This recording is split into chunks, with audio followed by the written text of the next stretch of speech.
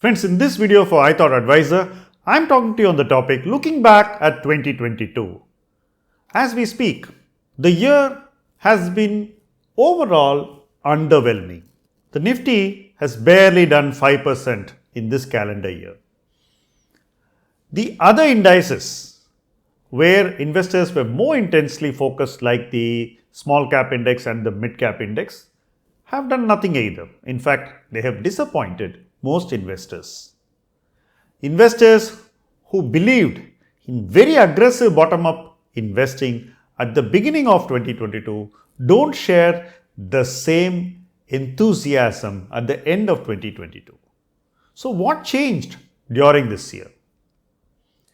The first thing that I observed through 2022 was that investors felt the need to invest only on the basis of bottom-up principle. Investors were confident of ignoring the top-down macros. As long as money came into the markets, they felt confident that liquidity will provide both returns and an insurance against a downside. Now look at what happened in 2022. The FIIs took out nearly 1,20,000 crores, but the domestic money kept coming. Despite having so much of domestic flows and every dip getting bought into, investors are not seeing healthier portfolios at the end of 2022 than what they had in the beginning of 2022. This is applicable to a majority of investors. I'm sure there will be a small minority who did brilliantly in 2022. There will always be a small minority who do well every year. But what matters is that most investors have a decent experience, and that does not seem to have happened in 2022. The reason, as I said, is stock level obsession and macro ignorance. You can't ignore the macros. So where are we as we close a year?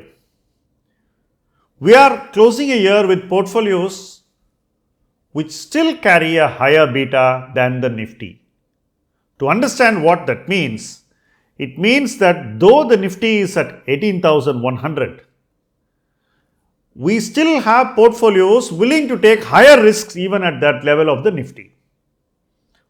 What is the message that a higher beta portfolio gives to us?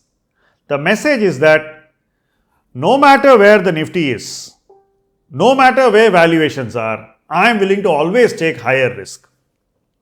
But when markets correct and when markets see correction in successive years, the second or the third year will be more brutal than the first, and portfolios with higher beta tend to get hit even more. That is why at the close of 2022, it's important to ask ourselves a fundamental question. Is my portfolio carrying a significantly higher beta than its benchmark? Am I taking higher risk than what should be a normal risk suiting my risk appetite? If you get answers which are positive, then you need to correct your portfolio and align it to your own risk appetite. Remember, most people whose portfolios are significantly in the red have inevitably made a fundamental mistake of taking more risk than they ought to, more risk than what suits them, and more risk than what the macros can reward. Time is not going to heal risk level mistakes taken in a portfolio. If your risk taking is wrong, time will not alter your mistake. And this is something which every investor must internalize, understand, and correct. In 2021, if somebody told you to align your portfolio to risk, most people felt that why should I miss out on a great party that's happening out there? It's so easy to make money. Why should I idle my money? Why shouldn't I try more aggressively? Why can't I go all in? That was the mood. You will agree with me that that is not the mood now. And probably the mood could get worse before it gets better. Every investor must control his investing by calibrating the beta in the portfolio.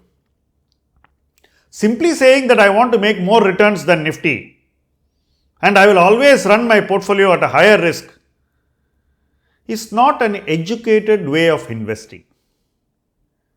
Sadly, professionals also promise to make higher returns at all times by always taking higher risk and always investing at a higher beta.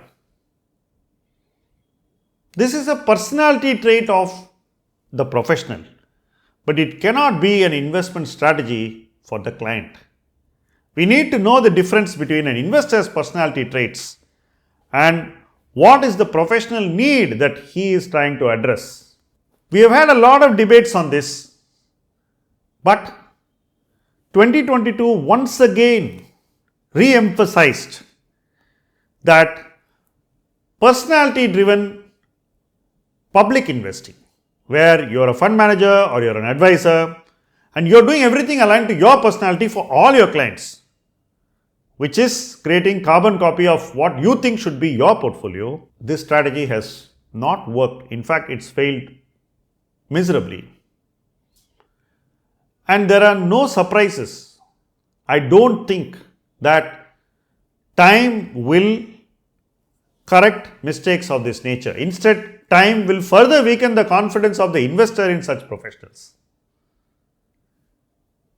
2022 has ended on a note of warning both for investors who believe in such professional investing and for professionals who think that such investing will solve their clients' needs. Both should wake up and align their work to the investor's requirement, the investor's risk appetite, and what will suit every investor. 2022 has once again taught us to always be investor-centric and macro respecting. If we are going to be macro conscious and investor centric, then we would do a good job for ourselves and for others. Thank you for watching this video and have a great 2023.